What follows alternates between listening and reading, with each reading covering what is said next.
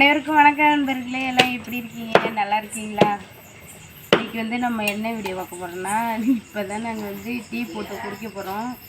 சாப்பாடெலாம் மதியமே செஞ்சாச்சு. சோறாக்கி புளிச்சக்கீரை கிடஞ்சாச்சு. அதனால் சோறுலாம் அப்படியே இருக்குது.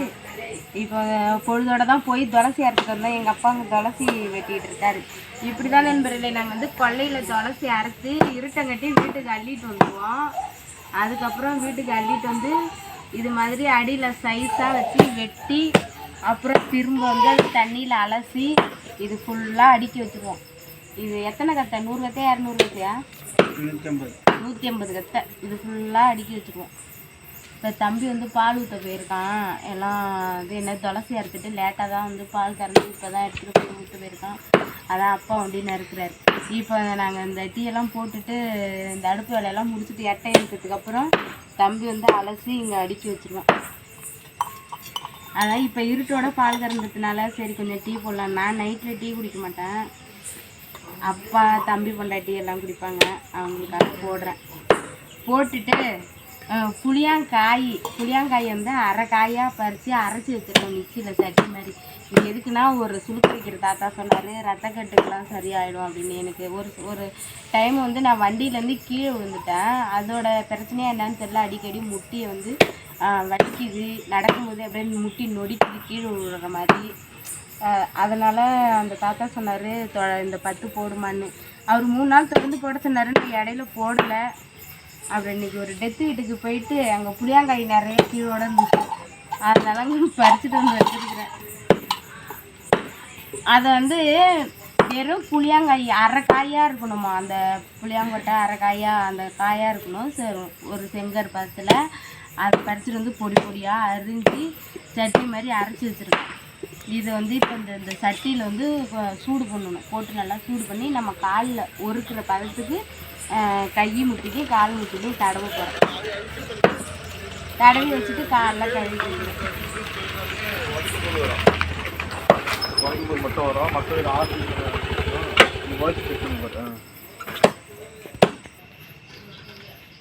என் தம்பி வந்து லைட்டு வண்டி நிறுத்தினதும் நல்லா முகம் நல்லா கிளியராக தெரியுதாஜா? தெரியுதாடா? தெரியுது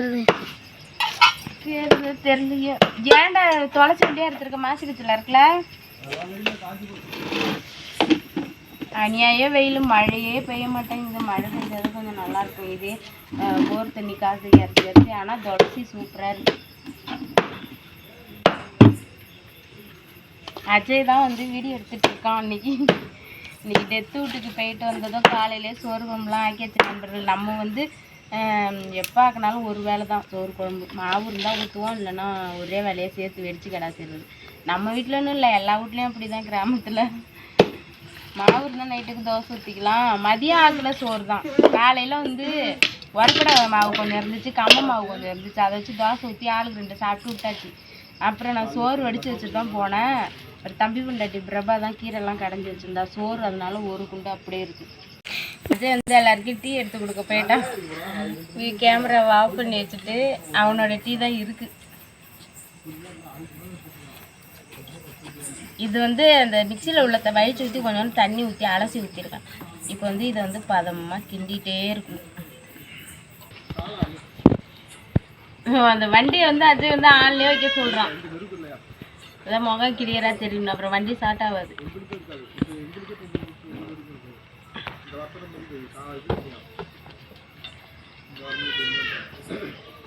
நாங்களாம் வந்து மதிய சாப்பாடு சாயங்காலம் தான் பொழுதோட தான் சாப்பிட்டோம் டெத்து விட்டு போயிட்டு வந்து. அதனால் நைட்டு சாப்பாடு கூட தேவையில்லை. மருந்து தடவிட்டு படுத்த வேண்டியதான். இதெல்லாம் நடக்கிற ஜாமான்.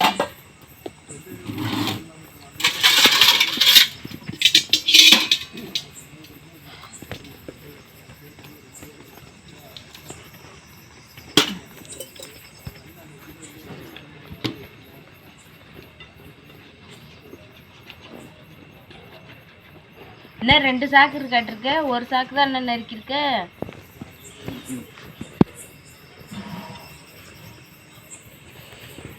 அதே இப்படி உடனே சொல்லிட்டு உடனே இருக்கிற. பொறுமையாக இருந்தா கொட்டுறாத.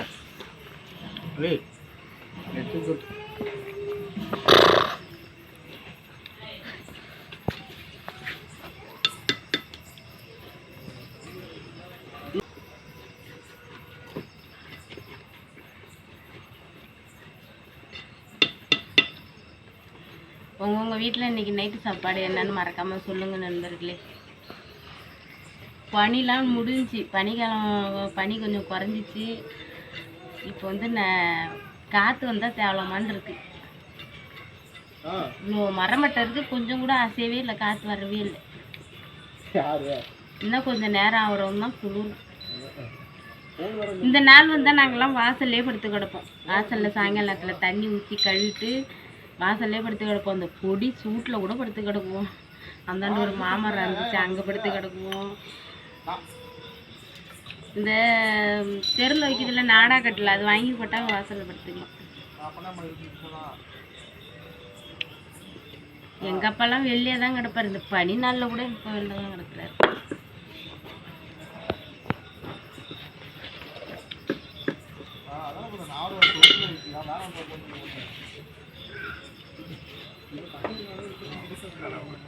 எப்படிதான் வேலை செஞ்சாலும் பொழுதுக்கு நைட்டு படுக்கிற வரைக்கும் வேலை தான் நிறுத்திடுது.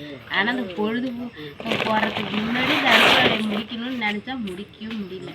எப்படி இருந்தாலும் இந்த நைட்டில் ஒரு வேலை இந்த அடுப்பு விட்டால் வேலை ஆகிட்டே தான் இருக்குது.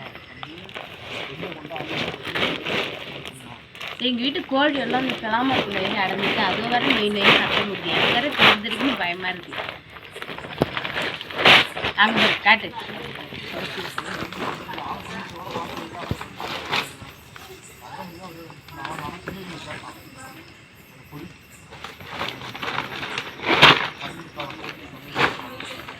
இந்த துளசியை வந்து இப்போ நறுக்கி அலசி 10-11 மணி ஆனாலும் அழகாக அடுக்கி வச்சுட்டு படுத்துக்கணும். விடிய காலம் கரெக்டாக 4 மணி 4:30னா தம்பி எடுத்து வச்சு சாக்கில் கட்டி வண்டியில் தூக்கி வச்சு கட்டிட்டு போயிடுவான் கும்பகோணம் மார்க்கெட்டுக்கு. அங்கே விடியறதுக்குள்ளே அங்கே போயிடுவான். மார்க்கெட்டில் போய் போட்டுட்டு அங்கே கொஞ்சம் எல்லாம் வேலைலாம் இருக்கும், அதெல்லாம் முடிச்சுட்டு தான் அப்புறம் வருவான். 9-10 மணிக்கு தான் வீட்டுக்கு வருவான். எத்தனை மணி ஆனாலும் ரெடி பண்ணி வச்சுட்டு தூங்கணும். அதேமாரி என்ன வெயில் அடித்தாலும் என்ன மழை அடித்தாலும் பனி அடித்தாலும் குளிர் அடித்தாலும் விடியாகலாம் 4 மணினா எடுத்து வச்சுட்டு கிளம்பணும். இது சீசனுக்கு புரட்டாசி மாதத்தில் 15-20 கூட போகும். இப்போல்லாம் 10 ரூபா தான் போகும்.